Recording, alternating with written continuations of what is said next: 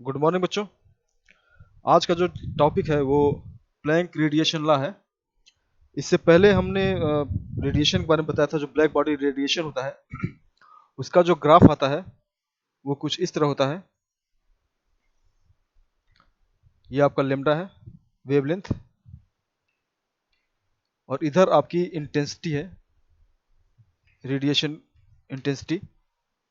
जो ग्राफ आता है, जो एक्सपेरिमेंटल कर्व आता है वो कुछ इस तरह होता है। ये आपका एक्सपेरिमेंटल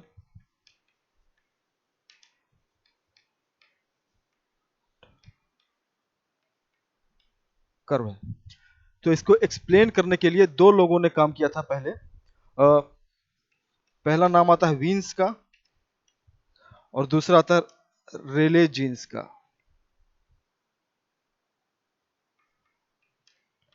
जीन्स का दोनों ने पार्शियली काम किया और काफी हद तक वीन्स वहां तक पहुंचे भी थे एक्यूरेट, लेकिन बाद में वो थोड़ा सा इनकी वैल्यू यहां से तक आई सही। उसके बाद ये हाई लो फ्रीक्वेंसी के लिए ये डेविएट कर गई। ये आपका वीन्स का था और ये हमारा रेले जीन्स का था। तो दोनों लोग इस पर परफेक्ट नहीं हो पाए, इसलिए प्लैंक ने एक नया आइडिया दिया रेडिएशन का, जो हम इस यहाँ पर बताएंगे। तो जो कि आइडिया था वो ये था कि अगर हम एक कैविटी माने ब्लैक बॉडी रेडिएशन इसमें हो रहा है, तो जो वेव्स चलेंगी, इलेक्ट्रोमैग्नेटिक वेव चलेंगी, वो इधर से चलेंगी वेव से, इस दीवार से, और यहाँ स्ट्राइक करके वापस फिर ये आएंगे और एक तरह का स्टैंडिंग वेव बनाएंगी, इस तरीके का। अब ये वेव कई तरह की हो सकती है, इनकी एनर्जी अलग अलग हो सकती है। तो यहाँ पर उन्होंने कैलकुलेट किया कि यहाँ पर टोटल कितनी वेव्स हैं। नंबर ऑफ ऑसिलेशंस यानी मोड और average energy of each mode. ये कैलकुलेट करना है कि इसमें टोटल नंबर कितने मोड्स होंगे और हर एक मोड की एनर्जी कितनी होगी। इससे पहले जब रेले जीन्स ने जो एक्सपेरिमेंट, जो अपना थ्योरी दिया था, उनके हिसाब से नंबर ऑफ जो मोड्स आए थे वो था 8 pi nu square by C cube in range of nu and nu plus D nu. ये नंबर ऑफ मोड था। और एवरेज एनर्जी जो उन्होंने निकाली थी, एवरेज एनर्जी ईच मोड, वो उन्होंने निकाला था K इंटू टी। के आपका बोल्ट्जमैन कांस्टेंट है। इन दोनों को मल्टीप्लाई करके जो उन्होंने निकाला, वो एवरेज निकाला 8 pi nu square by C cube K T into D nu. ये आपका आया था रेले जीन्स द्वारा। और जो कि अगर इसको हम देखते जाएं तो जैसे जैसे फ्रीक्वेंसी बढ़ेगी हमारी वैल्यू बढ़ती जाएगी और ये कभी भी किसी पॉइंट पे पीक पे आके फिर डाउन नहीं होगा। तो इसमें ये कमी थी कि इसका ग्राफ अगर हम बनाया रेले जीन्स का तो वो कुछ इस तरह आएगा।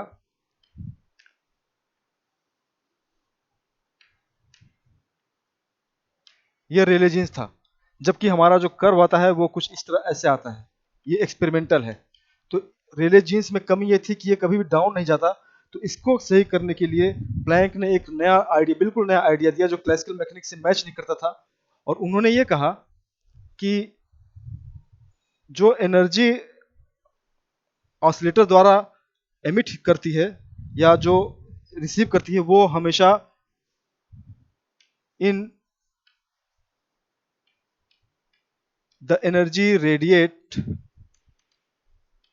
और emit in discrete manner.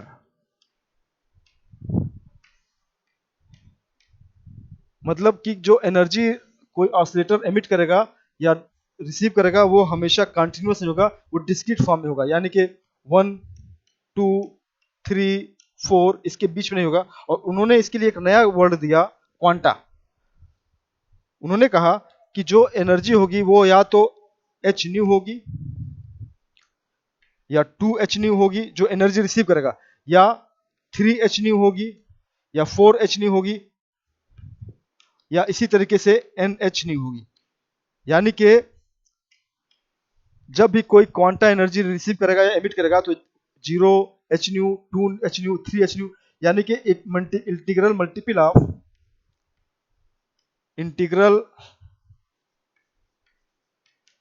Of H new.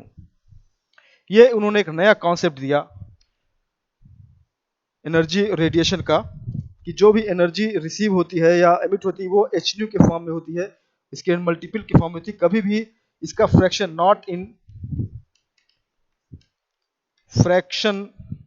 Of H new, कभी भी इसके फ्रैक्शन नहीं होगा, जब भी होगा तो एक मल्टीपल होगा। ये एक नया आइडिया था उस वक्त के लिए और ये क्लासिकल मैकेनिक्स से बिल्कुल मेल नहीं खाता था।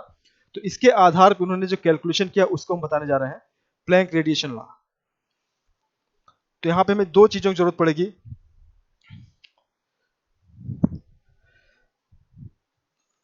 एवरेज एनर्जी, उन्होंने जो कैलकुलेट किया वो एवरेज एनर्जी कैलकुलेट किया, average energy of oscillator. Average energy को हम इस तरह लिखेंगे, E equal to total energy E divided by number of oscillators N। तो अगर हमको ये पता हो कि टोटल एनर्जी कितनी है और नंबर ऑफ ऑसिलेटर्स कितने हैं, तो हम इससे एवरेज एनर्जी निकाल सकते हैं। तो इनका जो आइडिया था उस हिसाब से हम चले। तो इसके लिए सपोज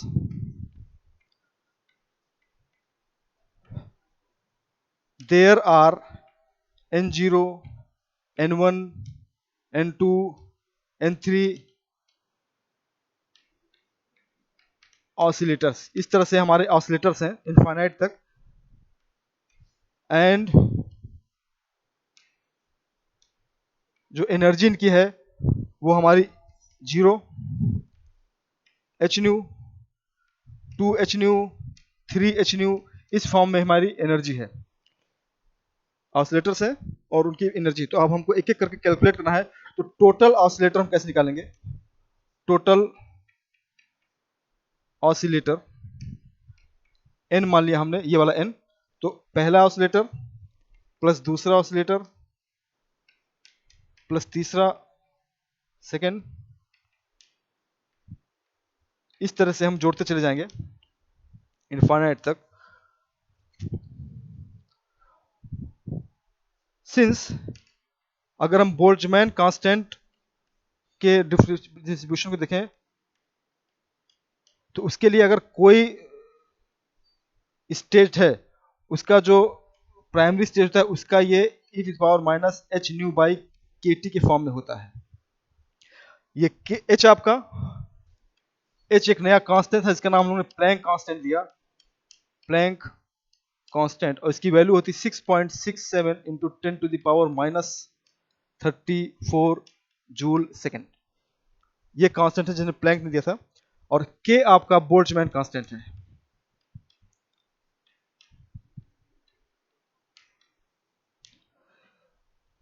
तो इस हिसाब से अगर हम देखें तो जो हमारी टोटल नंबर ऑसिलेटर आएगा वो कुछ इस तरह होगा, N equal to N0 plus N1 की जगह यहां पर हम रखें तो N0 e to the power minus H nu by KT plus 2 की जगह यहां पर रखें हम 2 रखें तो N0 e to the power minus 2H nu by KT plus N0 e to the power minus 3H nu by KT, और इस तरीके से ये जुड़ता चला जाएगा।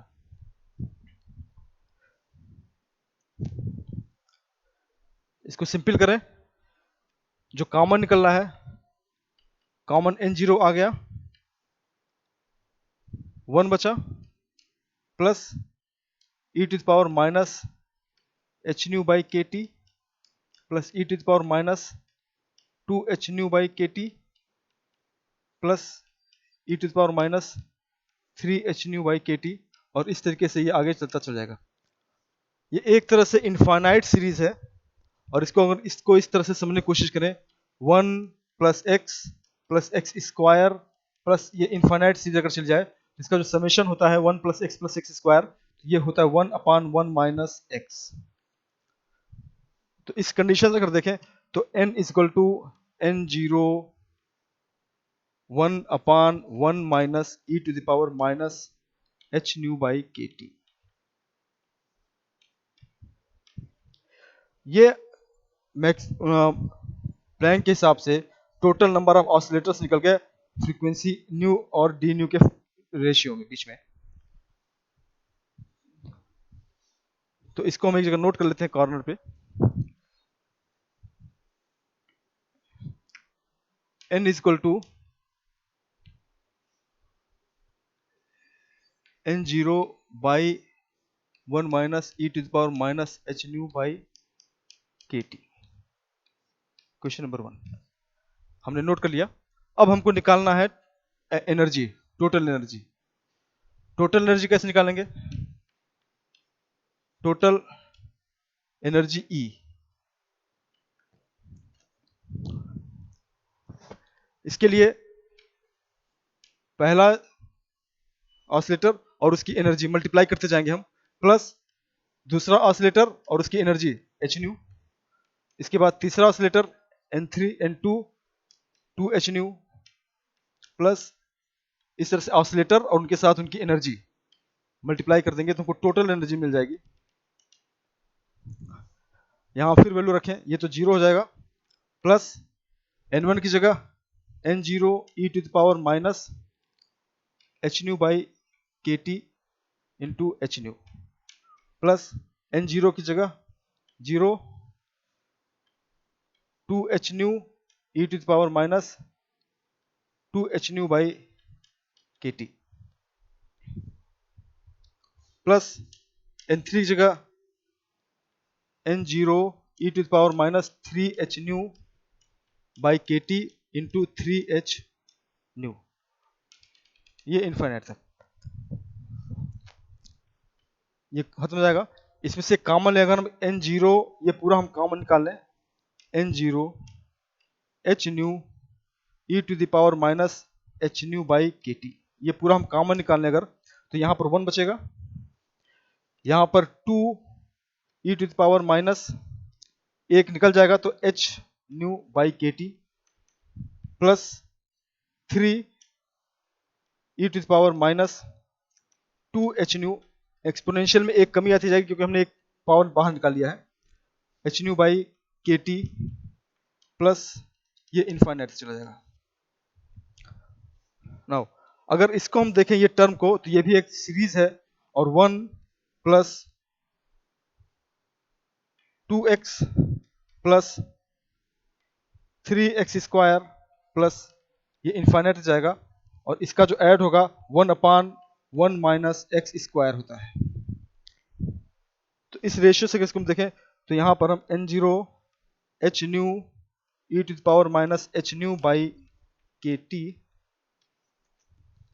1/1 - x = ये है, ये आपका x है, ये हमारा x है, तो 1/1 - e⁻−hν/kt होल स्क्वायर। ये हमारा हो गया एनर्जी, टोटल एनर्जी। तो हमें टोटल एनर्जी मिल गई, टोटल नंबर ऑफ ऑसिलेटर मिल गए। अब इन दोनों को डिवाइड कर देंगे अगर हम, तो हमको एवरेज एनर्जी मिल जाएगी हर एक ऑसिलेटर की। तो एवरेज एनर्जी के लिए, एवरेज एनर्जी हमने माना E है, एक्सपेक्टेशन वैल्यू E/n, यानी कि इक्वेशन 2 और 1 को हम डिवाइड कर दें तो हमको एवरेज एनर्जी मिल जाएगी। चलिए करके देखते हैं।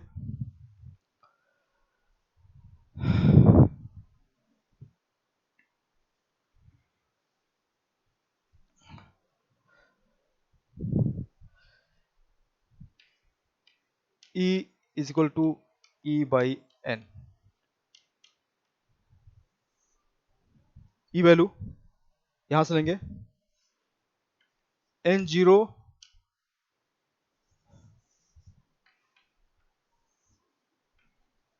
n0 h nu e to the power minus h nu by kt divided by 1 minus e to the power minus h nu by kt whole square और डिवाइडेड बाय n वहां से लेंगे हम n zero upon 1 minus e to the power minus h nu by kt।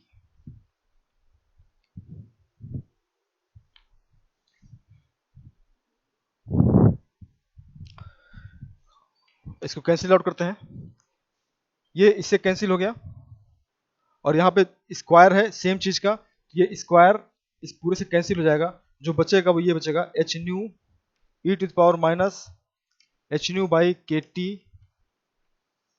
Divided by 1 minus e to the power minus h nu by के T. ये average हो गया।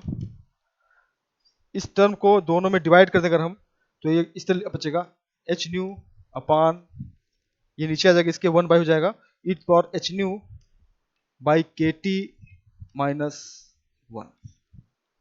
ये आपका निकल गया एवरेज एनर्जी हर एक ऑसिलेटर की। इसी की वैल्यू रिले जीन्स में kT आ रही थी और ये इन्होंने कहा कि h न्यू अपान इतनी वैल्यू होगी एवरेज एनर्जी की। अब अगर हम निकालना चाहें एनर्जी डेंसिटी जो कि रेडिएशन में आता है, उसके लिए नाउ एनर्जी डेंसिटी यानी कि energy per unit volume, energy per unit volume जिसको हम लोग यू न्यू भी कहते हैं, तो इसके लिए U nu D nu is equal to number of modes, total number of modes कितने थे into average energy. Number of mode जो रिले जीन्स ने निकाला था वही रहेगा, कोई फर्क नहीं पड़ेगा, 8 pi nu square by C cube D nu, ये नंबर ऑफ मोड्स थे। और इसमें एवरेज एनर्जी जो प्लैंक ने निकाली थी वो ये थी H nu upon E to the power H nu by के टी माइनस 1। तो ये हमारा प्लैंक रेडिएशन लॉ का जो फार्मूला हुआ ये निकला, U nu D nu is equal to 8 pi H nu cube by C cube E to the power H nu by के टी माइनस 1 डी न्यू। ये कंप्लीट प्लैंक रेडिएशन लॉ है, Planck radiation law. और ये यहाँ ये show हो रहा है कि जो एनर्जी होती है वो हमेशा एच न्यू के मल्टीपल फॉर्म में होगी, कभी भी कंटिन्यूअस नहीं होगी। इसको हम चाहे तो लेमडा के फॉर्म में ले सकते हैं और ये आपका फ्रीक्वेंसी के फॉर्म में है, ये फ्रीक्वेंसी के फॉर्म में है। इसको हम चाहे तो लेमडा में भी कन्वर्ट कर सकते हैं और ये इस बात को शो कर सकते हैं कि वीन्स का जो फॉर्मूला था इससे मैच करता है। चल कर देखते हैं इसको भी।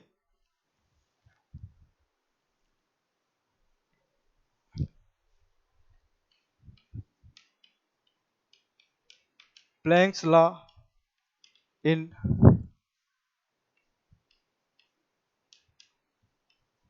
वेवलेंथ फॉर्म, वेवलेंथ फॉर्म के लिए C इक्वल टू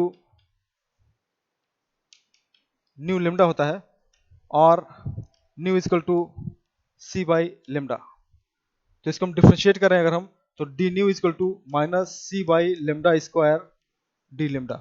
तो इतनी वैल्यूज को अगर हम यहाँ रख दें इस फॉर्मूले में तो हमको यही सेम इक्वेशन लेमडा के फॉर्म में मिल जाएगा। तो करके देखते हैं। नाउ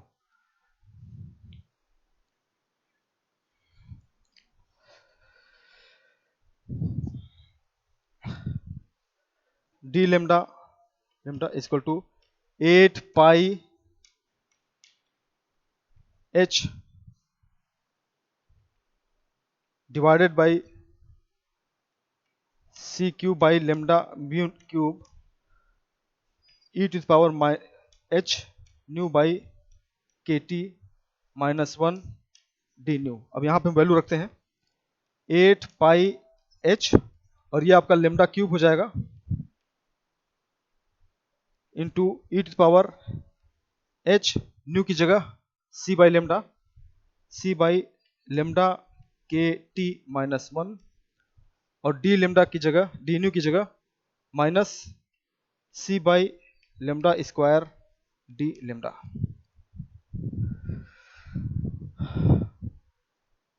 माइनस टर्म छोड़ दें क्योंकि हमको यहाँ टोटल एवरेज एनर्जी निकालनी है, एनर्जी हमेशा पॉजिटिव होती है, इसलिए U lambda D lambda is equal to 8 pi H C, 8 pi H C divided by lambda to the power 5, 3 यहाँ पे है और 2 यहाँ पे है, 5 ई to the power H C by lambda के T minus one d lambda. तो ये भी प्लैंक्स लॉ है वेवलेंथ के फॉर्म में। और अगर आप याद करें वेन्स में भी लेमडा टू द पावर 5 नीचे आया था, और ये कुछ कुछ मैच कर रहा है A upon lambda to the power 5 F lambda T, Wien's law. तो प्लैंक्स लॉ वीन्स लॉ को भी शो कर रहा है। इसका मतलब प्लैंक्स लॉ वीन्स लॉ और रेले जीन्स लॉ दोनों को जस्टिफाई करता है। तो ये जो प्लैंक रेडिएशन लॉ है, इसकी इंपॉर्टेंस ये है कि ये जितने भी रेडिएशन लॉ दिए गए हैं सबको ये सेटिस्फाई करता है। और अगर इसको हम एक एक चेक करना चाहें, सेटिस्फाइज पहला वीन्स डिस्ट्रीब्यूशन लॉ, इसको सेटिस्फाई करता है। दूसरा रेले जीन्स लॉ, इसको भी सेटिस्फाई करता है ये।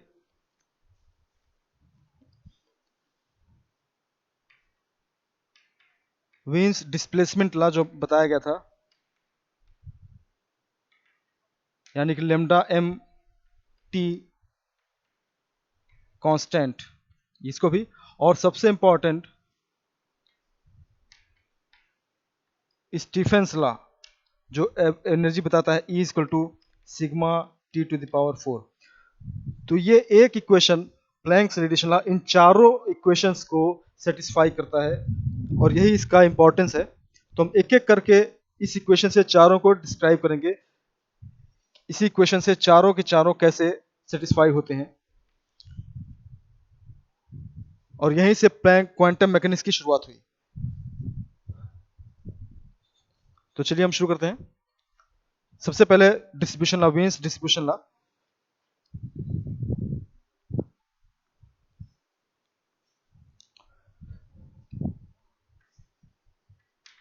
वीन्स distribution law from Planck's law. तो सबसे पहले वीन्स लॉ जो है, Wien's distribution law is for longer wavelength,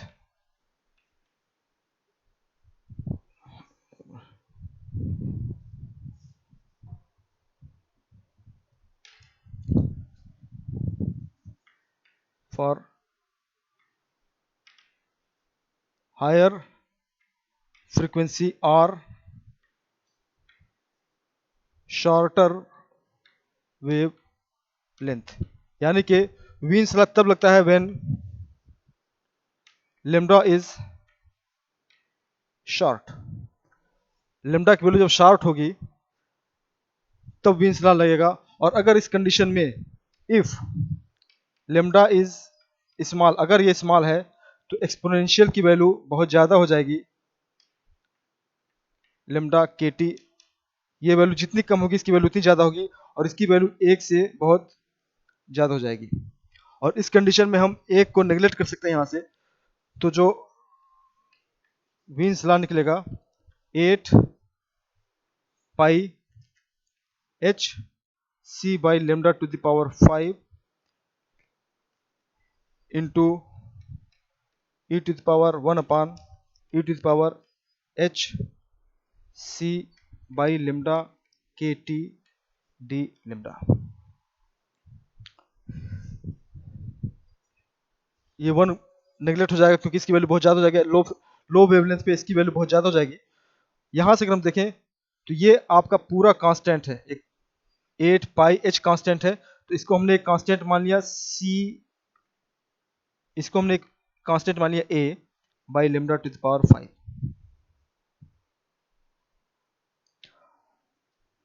और यहाँ पर हमारा एच सी बाई के, ये भी कांस्टेंट है एच सी बाई के, तो 1 upon E to the power एक नया कांस्टेंट बी मान लिया, B by lambda T into D lambda. तो इसको अगर हम लिखना चाहें शॉर्ट में तो कुछ इस तरह आएगा, U lambda D lambda is equal to A by lambda to the power 5 E to the power minus B by lambda T D lambda. This is Wien's distribution law. तो प्लैंक्स लॉ से ही distribution law निकला, Wien's law, जो कि इसको satisfy करता है। ये इक्वेशन विन्स लॉ का है। और हम चाहें तो ये इसी इक्वेशन से फिर दूसरा इक्वेशन जो रेले जीन्स है उसको भी सेटिस्फाई कर सकते हैं। वो इस तरह होगा,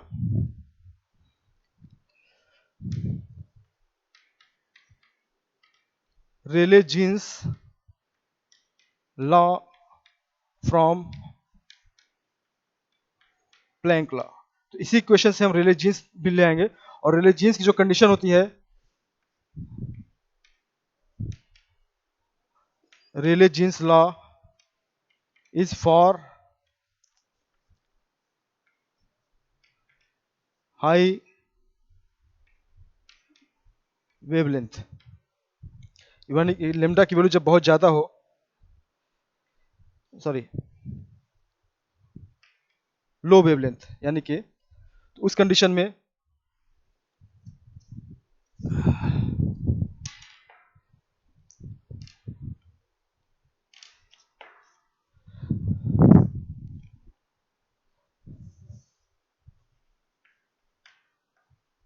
when lambda is large, अगर लेमडा की वैल्यू बहुत ज्यादा है तो इसकी वैल्यू कम आएगी और हम एक को नेग्लेक्ट नहीं कर पाएंगे। उस कंडीशन में then E to the power minus H C by lambda के टी, इसको हम ब्रेक करेंगे 1 minus E to the power H C by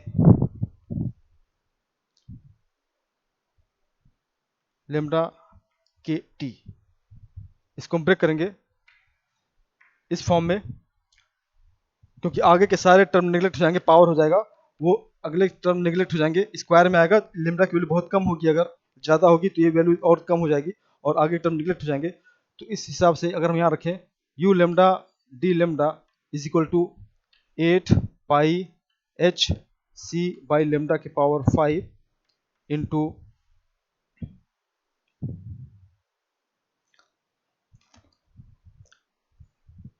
1 plus h C by lambda के टी माइनस 1 डी लेमडा। तो ये 1 से 1 कैंसिल हो जाएगा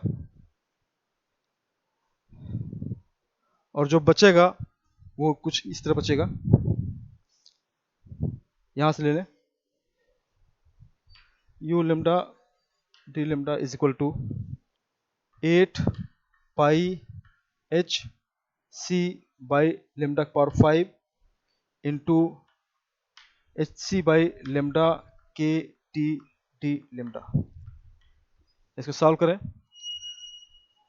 एच सी कैंसिल हो गया, 8 pi K T by lambda के पावर 4 डी लेमडा, और ये आपका रेले जीन्स लॉ है।